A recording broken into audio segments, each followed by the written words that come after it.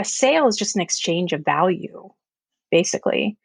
And when you can think about it in terms of like, how can I give this person value versus how can I sell them this thing? It's like a whole different frame of mind.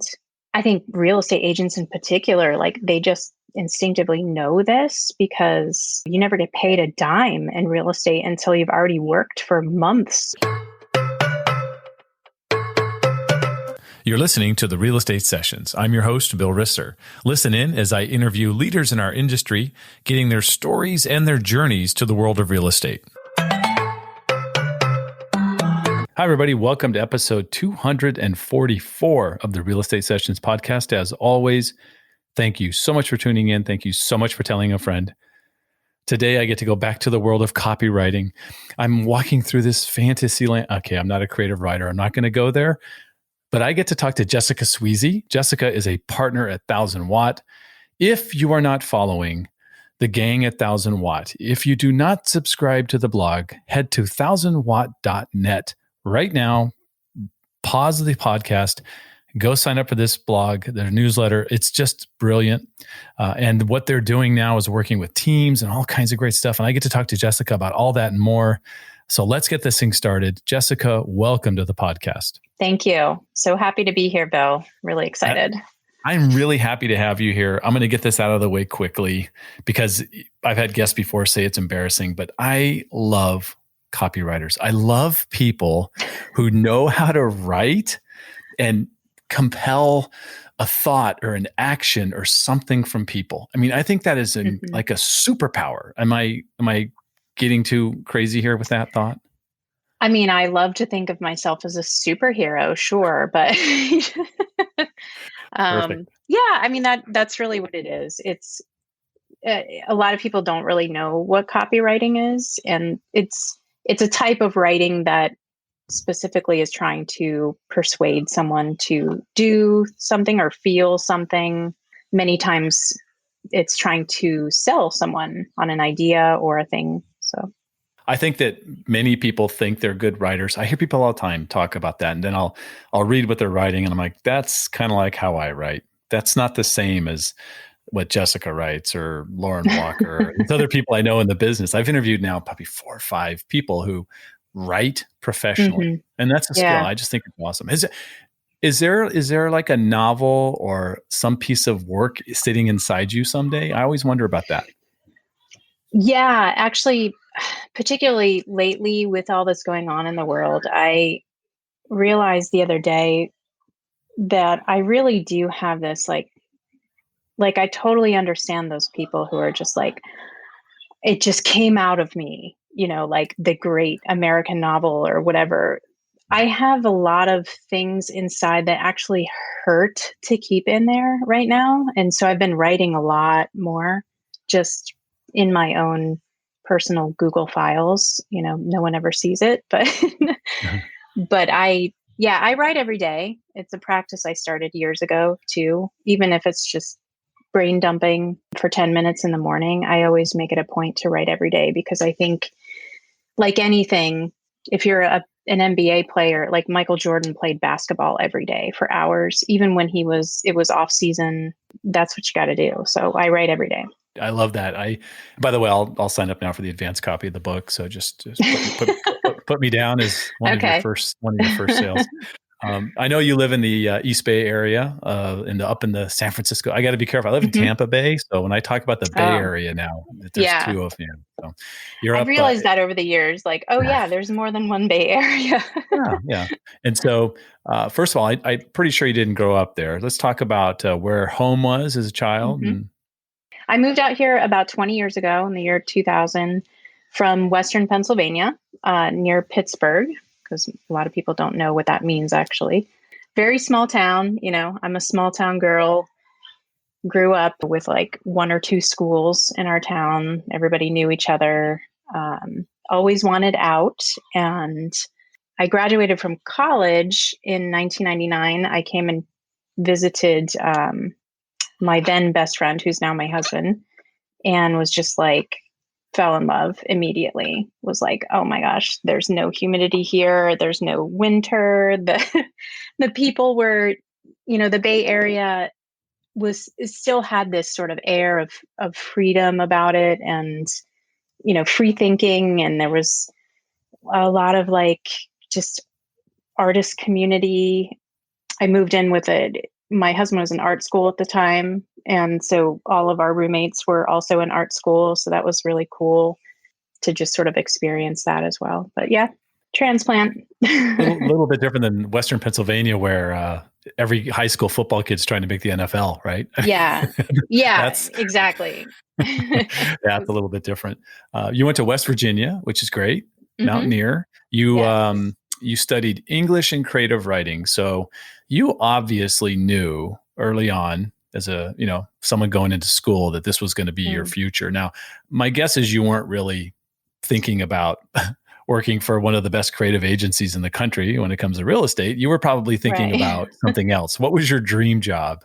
Well, actually, I started as an engineering student in school. I was going to be a chemical engineer because that's what my parents wanted me to do. And and I was really good at math and science, won all sorts of awards, was always top in the class. And so that was like, at the time, it was like, oh yes, you have to go into engineering because that's a great field for women right now. And so I studied that for my first 2 years of school and just was miserable. Like I didn't like it at all. I liked coding. I probably should have been a software engineer. I loved coding, but didn't enjoy a lot of the other stuff that came in the engineering track. Wow. So I also had this sort of side passion for reading and writing. I actually started writing when I was like 10. I used to write, in a little notebook and just write stories and write diary entries and all kinds of stuff. Started a family newspaper when I was in 4th grade at one of our family holidays. Nice. My sister and I. Yeah. So and I was I was part of the school. I was the editor of the school newspaper too in high school. So it wasn't like a surprising leap. But yeah, I finally just sort of went, I'm not happy doing this and my grades are suffering because of it. So I moved into the English department and started to get more serious about writing.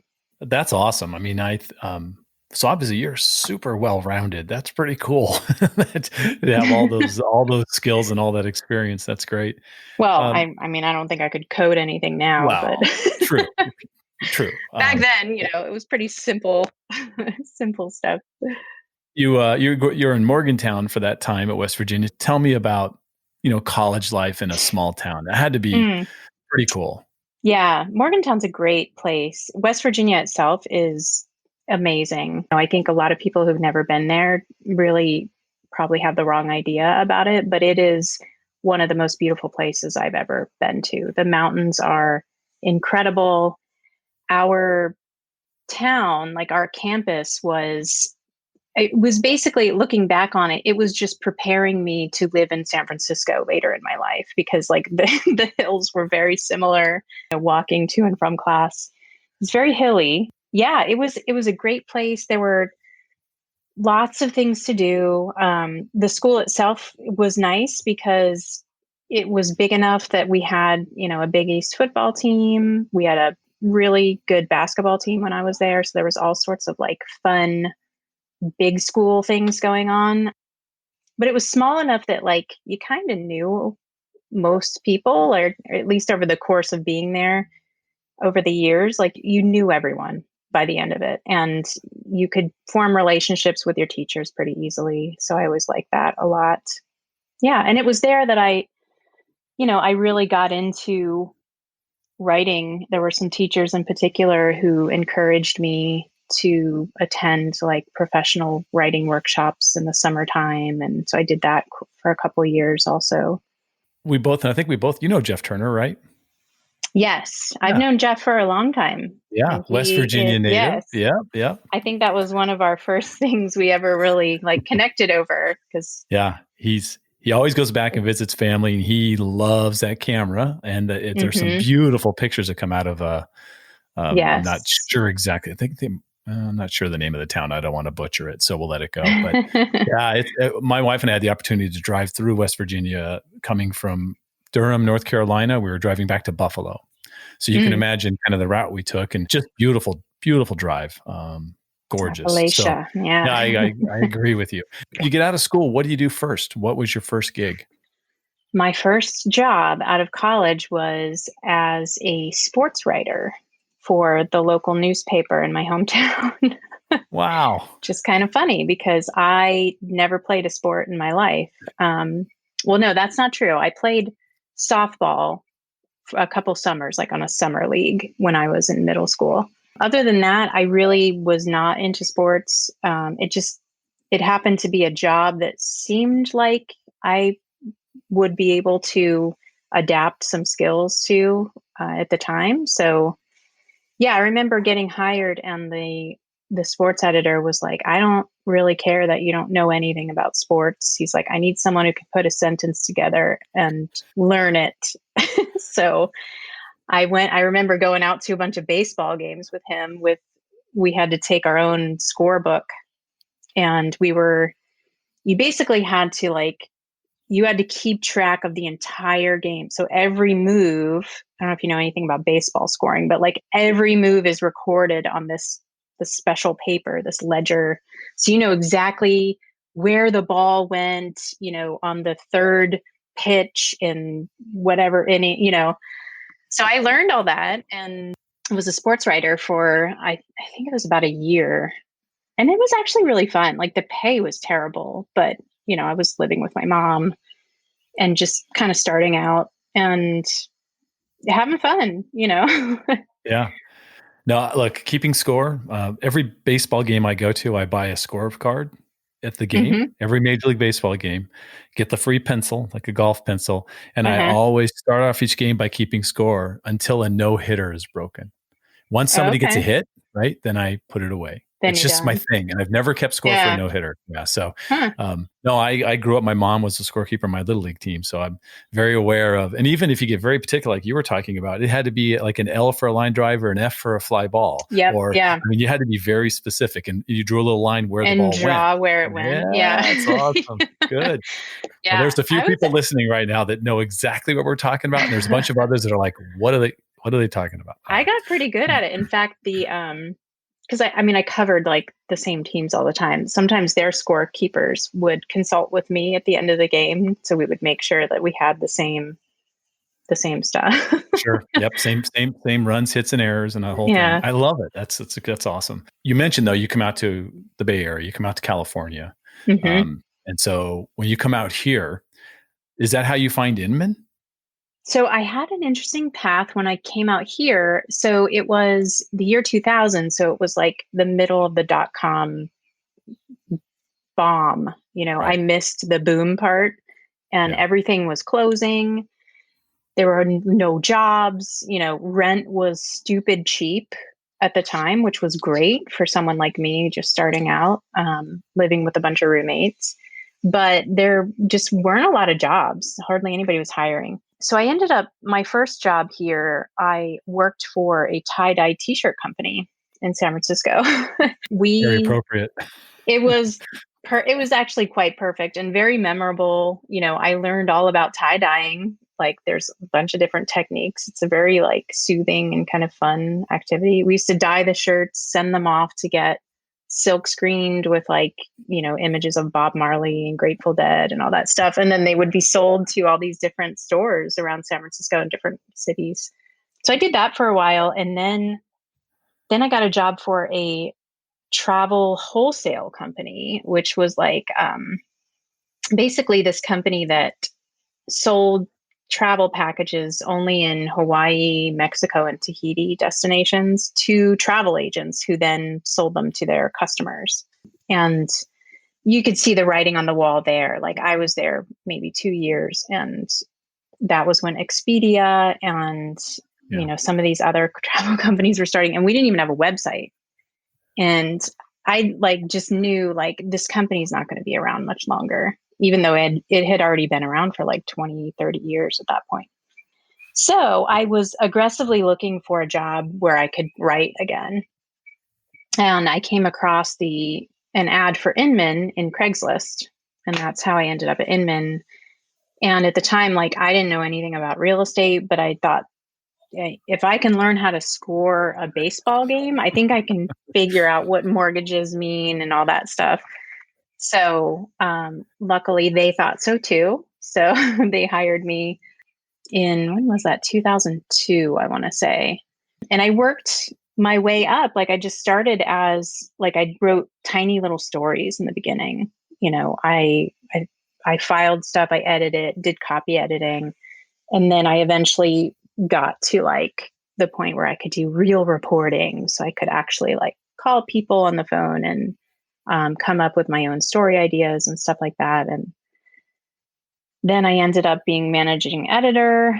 And I think when I left, I was VP of content, because I was more involved I was running daily editorial, but I was also giving a lot of content direction for the Connect events too. So yeah, that's right before I got kind of involved. I mean, I've been reading Inman since about 2003 or 4. Mm. You know, I joined the title world in Oh, okay. 2000. So it took me a little while to find it, but once I did, it became a big resource for me. You happened to share some time at Inman with an amazing crew of people, Yeah. I'm going to call it, right?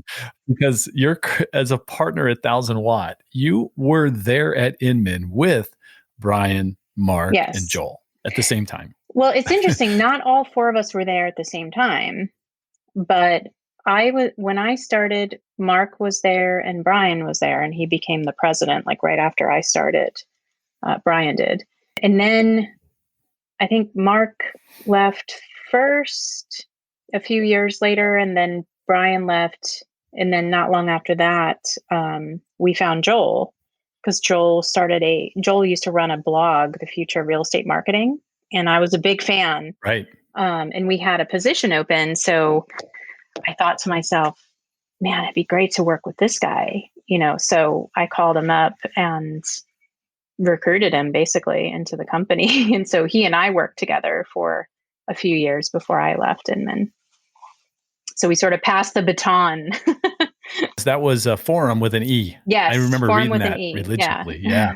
Yeah, that's awesome. Let's move this up a little bit. You eventually, Brian and Mark create and form, I think the two of them kind of come up with the idea for 1000 Watt. Is that a fair assessment? For 1000 Watt. Yes. Brian and Mark started 1000 Watt when I was still at Inman. Joel and I were both still at Inman when they started 1000 Watt. Yeah. And then, but it doesn't take a whole lot of time in the big picture for Joel to join them. And then you came along just a year or two after that. Is that kind of the right feel?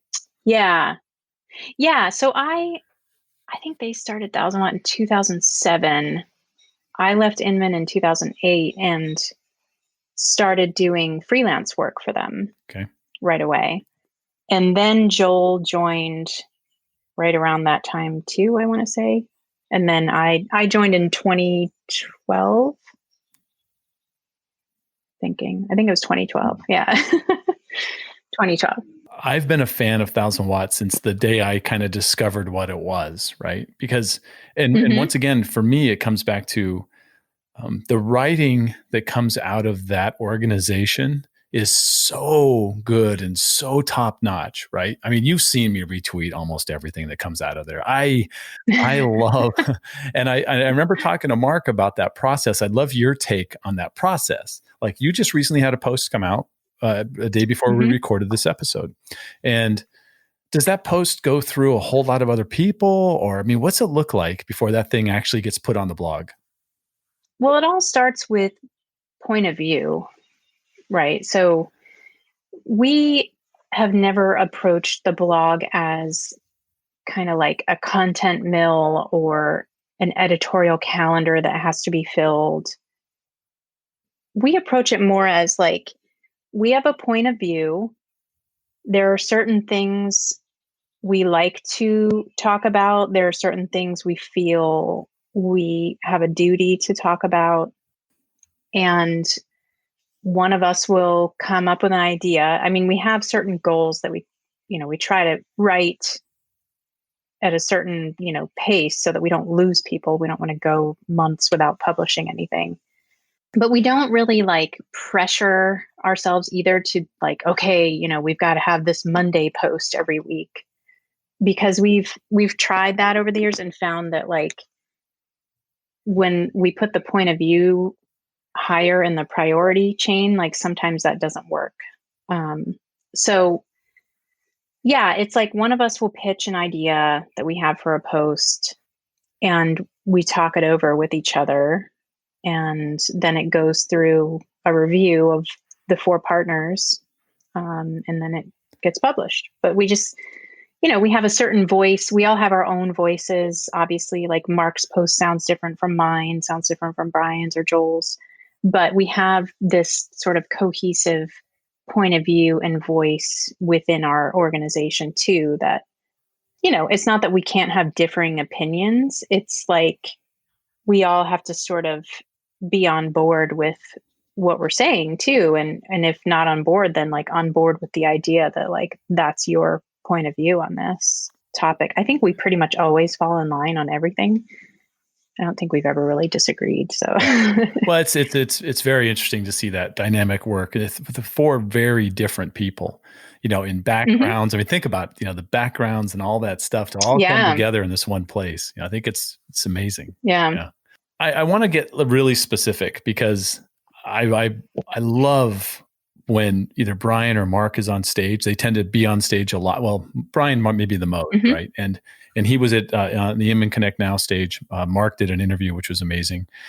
And, he was talking about a couple of different projects, right? Because you're working with teams now, where in the past you would kind of focus on companies and brokerages. It could be, a lender or even title companies or definitely real estate brokerages and things, or MLSs even, right? Or associations. You could help them with their messaging. Yeah. Yep. But working with teams has to be kind of different. I hope, and tell me, is it, what's the biggest change for you when it's that small a group? Is it how easy it is to get decisions? Yeah. I mean, it is a little different and it's not. Okay. And at the same time, like, I think what we realized when we decided to offer this service to teams was that, well, number one, teams are the future of this industry. But number two, a lot of them are basically functioning like little companies. Like they've got the person who handles marketing, maybe sometimes that's the team lead, sometimes it's somebody else. Like they're very cohesive in how they operate, very much like a company would. And we've worked with companies that are almost as small as a team. We don't always work with just big companies. So I think it's been really gratifying work, because what happens or tends to happen with a team is it's very personal to the team lead. There's usually like a really interesting story in how it all came together.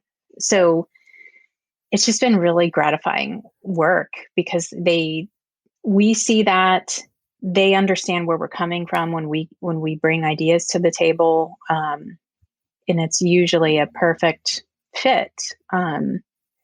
So, and I think too, like with teams, they don't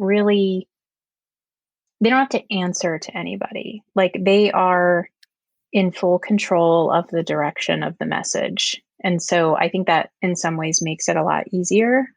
In some ways not, because sometimes you can be a little too close to your business and it makes it hard to like hear an outside point of view. But most of the time it's been just really good work. And I'm really proud of the work that we've done with teams so far and excited to work with more going forward. I want to bring up a specific example. Matt Winsenreed, he's in Madison, Wisconsin, right? And he worked with your team, the company. And I thought it's an amazing website. It's an amazing mark. It's an amazing campaign. I mean, it's just cool. And the tagline or the slogan that was created, your taglines are always so short, but they're so powerful. And this one was sincerely yours. And I thought that was brilliant. So can you talk about that? Is there a way for almost to like, not deconstruct it, but talk about what's that process like talking to Matt and then coming to this or his team as well in coming to this conclusion? Well, first of all, I can't take credit for that. That was 1,000 watt. We do everything collaboratively, so I don't want to Sure. take credit for that tagline in particular. But it is a collaborative thing, right? Like we have a process that we have perfected over the years and adapted to work with teams to make it a little leaner too, to just get right to the meat of it. And I think because we've done this so many times, we can sit with these people for a couple hours, and we usually come away from that meeting with a general sense of where we need to go. It's very rare that we'll leave and just be like, gosh, I don't know, what are we going to do? We just know. It's we get in there and we diagnose or whatever. We know right away which direction we're going to go in. And so with this team in particular, Matt is such a sincere guy that there was another tagline that was in the running that we never even showed to him, but it didn't feel like him, right? And so that's where the sincerely yours came from. He's just super sincere and sweet, and we wanted to keep it really tight to his personality. I will have a link in the show notes to Matt's website. It's just spectacular. In fact, I'll also put a link to the photo of the billboard that came out of that campaign as well. That by Badger fans. I mean, just really. I mean, that seems like as Midwest as it can be. This is who we are. Yeah. Right? Yeah. It's just beautiful. Yeah. You a couple months ago, you actually got to go hang out with your old boss a little bit virtually with Brad Inman on his podcast, right? With so Valerie Garcia. Yeah, it was great. I love one of the lines you brought up where you talked about it was right in the middle of the toughest part of the pandemic, right? We're by no means done with it, but things actually in Florida are not going in the right direction when we record this. But you talked about serving over selling and how important it was during that time. I'm going to guess that serving over selling is something you've believed in for a lot longer than the 3 or 4 months of Corona, COVID-19. Yeah. I mean, it's something that I think has shaped us at 1,000 watt over the years. It's really for us, it's about over delivering. We always try to over deliver. And I think the more I read about sale, I actually have never really worked I've had a few sales jobs, but I'm by no means an expert. But I have become more interested in it over the years because I do believe that copy is just a form of sales in many ways. There's sales copy, of course, but almost all copy is trying to sell you on something, sell you on an idea or a feeling. So I've done a lot of reading, and I've kind of fallen in love with a couple of these older gurus. Jay Abraham is one guy that I just could listen to talk forever. And that's that's an idea that he always talks about. It's not a new idea. It's just when you think about the service, a sale is just an exchange of value, basically. And when you can think about it in terms of how can I give this person value versus how can I sell them this thing, it's a whole different frame of mind.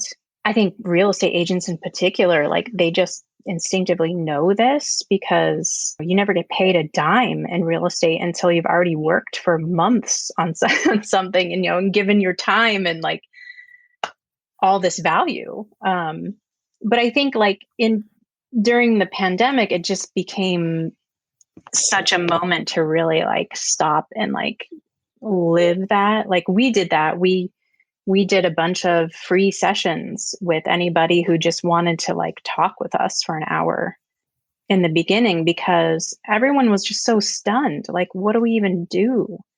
Or should we be selling right now? And I think the answer was maybe you shouldn't be asking people for money, but you can still provide value by serving them. And when you do that, I think the money comes eventually, as it does in real estate. Is there one common mistake that you just see over and over and over from either brokerages, teams, or the individual agent about the way they market or the way they deliver their message? Yeah, I mean, I would say it's a lack of positioning or a lack of a bold position or a different position. And it's not an easy thing to do, right? But like even as simple as like it always drives me crazy when I get on a broker's website and there's no headline. It's just a picture. And I always think like, man, what a missed opportunity. Like that's like showing up to someone's house and they just open the door and like motion you in that they don't even say, "Hey, how you doing?" Like your headline could be, "Hi, what can I do for you?" Like anything except for nothing.